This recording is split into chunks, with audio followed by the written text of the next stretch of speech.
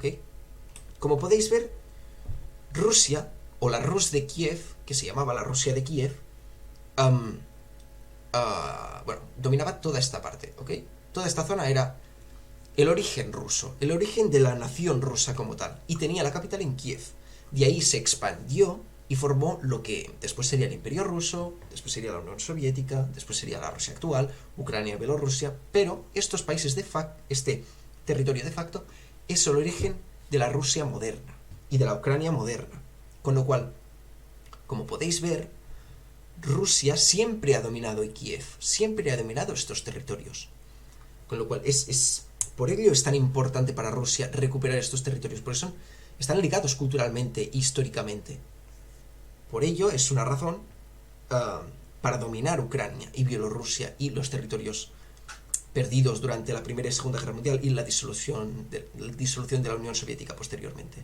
Por eso es importante esto tenerlo claro. Aunque, o sea, el origen del nacionalismo ucraniano se cree que es, bueno, se cree no, sí, es cuando después de la Primera Guerra Mundial aparece la Revolución Rusa, bueno, durante la Primera Guerra Mundial aparece la Revolución Rusa, gran parte del ejército blanco, que es el ejército nacionalista, que defiende la monarquía de los zares en Rusia, se concentra en Ucrania, y gran parte de la población defiende a los nacionalistas. Cuando Stalin sube al poder, y cuando la Unión Soviética sube al poder, castiga al pueblo ucraniano por haber apoyado al ejército blanco, ¿vale? Por razones obvias de evitar una rebelión, etcétera, etcétera, etcétera. Bueno, obvias no, pero justificables en el sentido político o geopolítico. El problema es, Ucrania siempre ha tenido bastantes más relaciones, porque es una zona muy rica, siempre se llamaba la joya de la Unión Soviética, porque es una zona muy rica, sobre todo por los recursos naturales que tiene, que ya es otro tema. Pero siempre ha estado muy influenciada, es la zona que ha estado más influenciada por la parte occidental europea. Con lo cual, el idioma ucraniano, que no viene a ser más que el ruso mezclado con un polaco, con un astrohúngaro, por las influencias que tenía con estos imperios, ha nacido de ahí nació como un pequeño nacionalismo. Y cuando, después de haber sufrido toda la represión por parte de Stalin después de la Primera Guerra Mundial, cuando entraron los nazis durante la Segunda Guerra Mundial, vieron a los nazis como unos liberadores del pueblo soviético. Y por lo tanto, de ahí fomentó aún más el nacionalismo ucraniano. Y cuando, evidentemente, la Unión Soviética volvió a recuperar los territorios ucranianos y ganó la Segunda Guerra Mundial, volvió a reprimir al pueblo ucraniano por haber apoyado a los nazis y a los ocupantes alemanes en el territorio soviético. Con lo cual aún fomentó más el nacionalismo ucraniano. Por ello, cuando se disolvió la Unión Soviética, el pueblo ucraniano, al ver que era un país independiente y que tenía bastantes recursos, que tenía bastante potencial, empezó a crecerse y por lo tanto a intentar separarse de Rusia como tal para formar su propio país y su propia nación, ¿no? Por lo tanto, como podemos ver, Ucrania como tal es un país bastante reciente, un país que no tiene mucha historia, o la que tiene siempre está ligada a Rusia, ¿ok?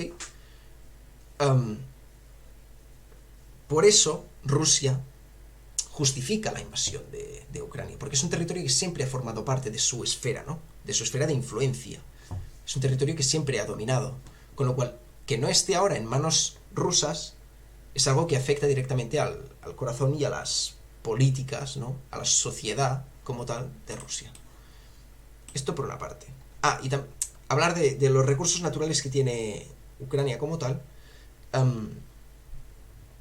Ucrania tiene reservas de minerales exóticos, de cualquier mineral que te puedas imaginar, los tiene. Además, tiene la soberanía de las tierras negras. ¿Qué son las tierras negras? Son un conjunto de territorios que por razones geográficas son las más ricas del mundo, las más fértiles del mundo para conrear. Aún así, siendo el Estado ucraniano muy precario en desarrollos agricultura, porque aún sigue siendo un pueblo que ha estado en crisis debido a la Unión Soviética, donde la agricultura no se ha desarrollado como en otros países como puede ser Estados Unidos, Francia, que es de facto el mayor agricultor o uno de los mayores potencias agricultoras de este mundo, o China, por ejemplo, ¿vale?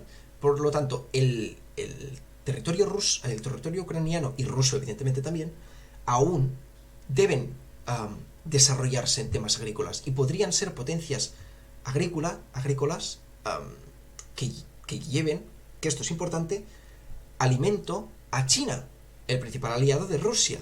Y China, que está teniendo bastantes problemas para alimentar a su población. Con lo cual, si Rusia dominase estos territorios y desarrollara esta agricultura, podría perfectamente aumentar aún más el comercio con China para no depender tanto de Europa, que ya de hecho lo está haciendo. En los últimos 20 años el comercio entre China y Rusia ha aumentado en un 400%, un 300%, con lo cual Rusia ya no depende tanto de Europa. Por eso, cuando amenazan a Rusia en sanciones económicas, a Rusia pues ya no le asusta tanto, porque ya no depende tanto de estas sanciones, ¿sabes? Ya puede vender perfectamente el petróleo a China y de ahí subsistir como país.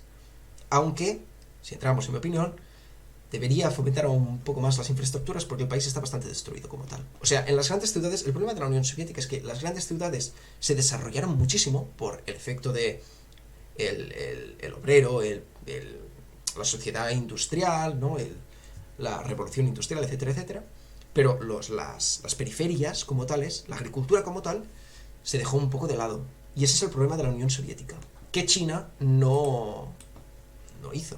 China lo hizo, yo creo, bastante bien. De hecho, China es un récord en cuanto a desarrollo humano, porque ha pasado en 40 años de ser un país del tercer mundo a ser un país que está rivalizando con la primera potencia mundial, y de hecho, si no lo es ya, primera potencia mundial, con 1.500 millones de habitantes que tiene.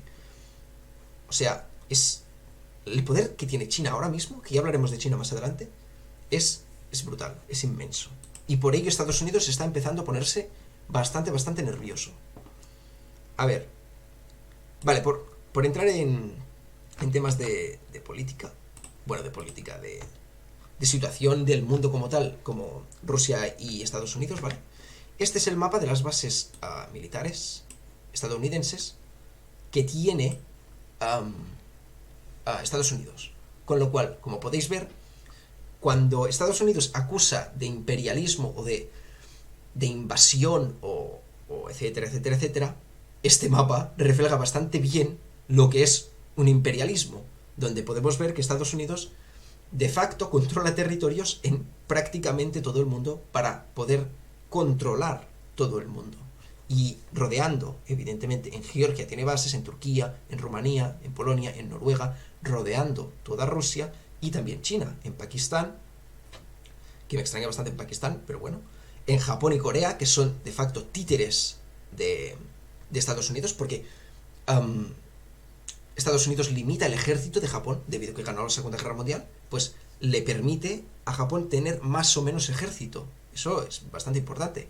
Japón, aun ser una potencia de la Segunda Guerra Mundial, ahora mismo está bajo dominio estadounidense completamente. No tiene voz propia Japón en temas militares. Filipinas también, Tailandia, bueno, como vemos, tanto China como Estados Unidos, como Rusia, están rodeadas por bases militares estadounidenses. Claro, siendo el máximo rival de estos países, es algo que preocupa bastante. Como podéis ver en el otro mapa, estas son las bases militares que tiene Rusia en el mundo, ¿vale? Estas.